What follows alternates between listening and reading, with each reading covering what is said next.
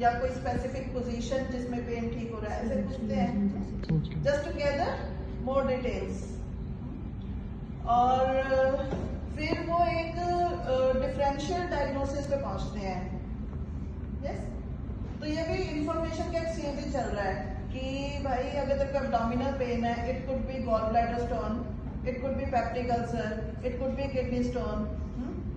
फिर क्या करते हैं, उसको कुछ तो टेस्ट बता देते हैं, अल्ट्रासाउंड एब्डोमेन करा के फिर देखते हैं। वो अल्ट्रासाउंड एब्डोमेन करा के आता है, उसमें सपोज करो किडनी स्टोन निकल आया, तो फिर वो कैसे कन्वे करता है। अभी तक क्या था, डिफरेंशियल डायग्नोसिस थे, कुछ 3-4 डायग्नोसिस डॉक्टर ने फाइनल किए। अब एक डेफिनेटिव डायग्नोसिस आ गया, किडनी स्टोन। यस, तो फिर वो बोलता है कि आपके रिपोर्ट में किडनी स्टोन आया है। तो पेशेंट मोस्टली वो फर्स्टली वो डिनायल मोड में होते हैं, डॉक्टर साहब और क्या हो सकता है। तो ही हैज टू कंफर्म कि और कुछ नहीं आया है, किडनी स्टोन ही आया है। Then starts a conversation on the management. तो अब डॉक्टर क्या है, मेडिकल इंफॉर्मेशन पेशेंट को कन्वे कर रहा है। यस, ठीक है। तो this is the exchange of information happening on from both sides. Second part in the encounter is the communication skill in itself. क्या डॉक्टर ने एम्पैथी यूज की। अब एम्पैथी पता कैसे डॉक्टर्स शो करते हैं, जब पेशेंट अपनी तकलीफ बता रहा है, सिम्टम बता रहा है, डॉक्टर साहब मेरे को पेन है पेट में, ओके मैं समझ सकता हूँ पेन चल रहा है ना। That is how. इससे क्या हुआ, एक तो उसने कंफर्म कर दिया कि हाँ मैं तो कुछ सुन रहा हूँ कि पेट में पेन चल रहा है। डॉक्टर ने रिपीट किया, हाँ पेट में पेन चल रहा है, तो पेशेंट को पता लग गया कि डॉक्टर उसको सुन रहा है। फिर डॉक्टर ने कहा मैं समझ सकता हूँ, दैट मीन्स एम्पैथी।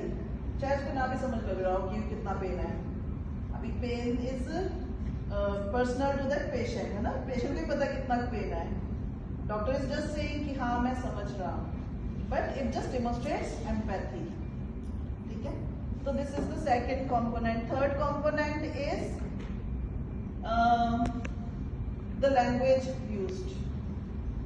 क्या जो लैंग्वेज यूज हो रही है वो पेशेंट को समझ लग रही है, क्या पेशेंट की लैंग्वेज डॉक्टर को समझ लग रही है। ओके, तो मोस्टली जो कम्युनिकेशन होता है वो उस लैंग्वेज में होता है जो पेशेंट को इजीली समझ लग जाए। Okay, so I will just briefly go through the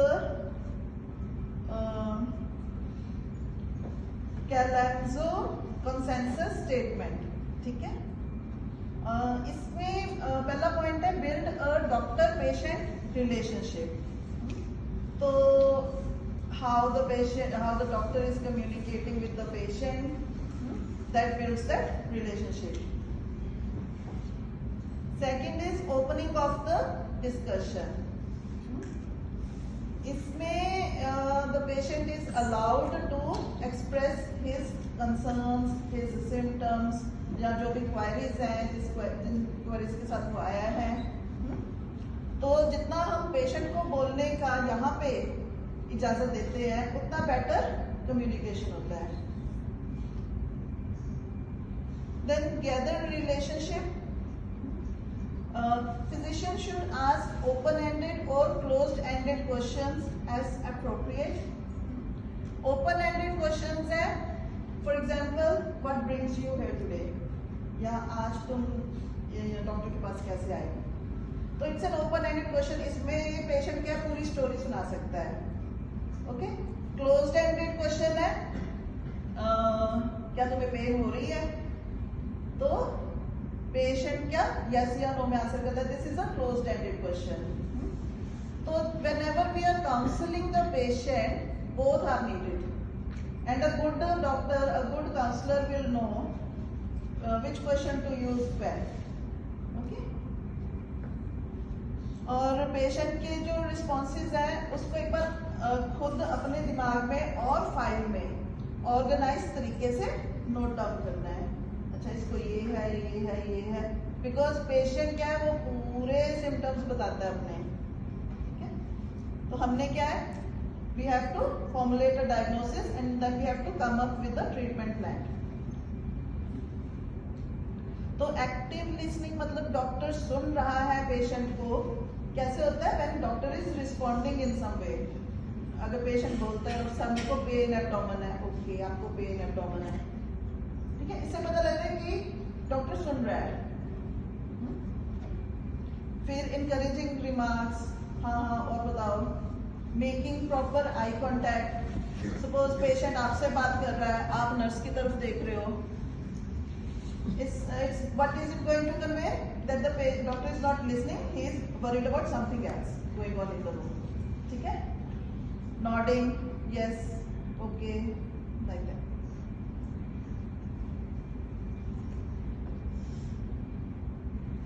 And then ये हम history taking में करते हैं कि we have to gather information about the patient. We have to consider factors like his cultural background, cultural beliefs, family background, social situation, economic status, his spiritual beliefs. और इसी में और चीजें भी आ जाती है कि for example his diet history. If you want to counsel on diet, so you need to know the diet history कि वो breakfast में क्या खाता है, lunch में क्या खाता है, dinner में किस time करता है, breakfast, lunch, dinner, and other details. For example, if you want to counsel the patient on exercise, तो उसका जॉब क्या है, is it a sedentary lifestyle, क्या वो सारा दिन बैठा रहता है, is it taken up some sports activity or any regular gym sports.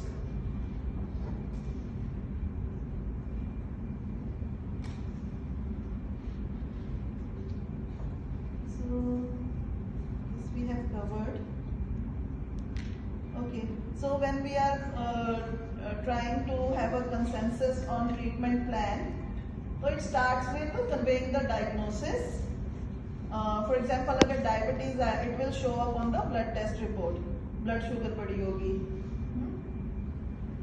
तो वहाँ से start हो जाता है कि सर आपको लगता है कि diabetes हो गया है, ठीक है, let's make a plan to control this. अभी डायबिटीज का क्या रहता है कि कम से कम 3 महीने तक proper diet plan and exercise follow करना जरूरी होता है।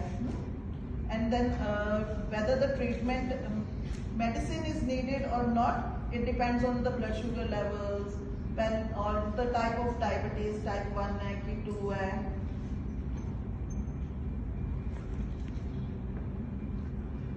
This is the most important part, providing closure. This can go on for up to half an hour even, or 1 hour in real doctor-patient scenario, because this requires a lot of counseling, a lot of discussion on all the options that are available with us that we can provide to the patient, okay, and what else can the patient do about it. For example, diabetes में क्या क्या करवाते हैं हम?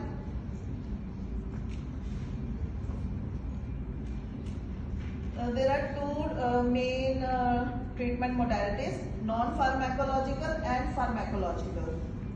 Okay, तो non-pharmacological में diet related आ जाएगा। इतना तो पता होगा कि डायबिटीज में शुगर कम करनी होती है या बंद करनी होती है, white sugar especially.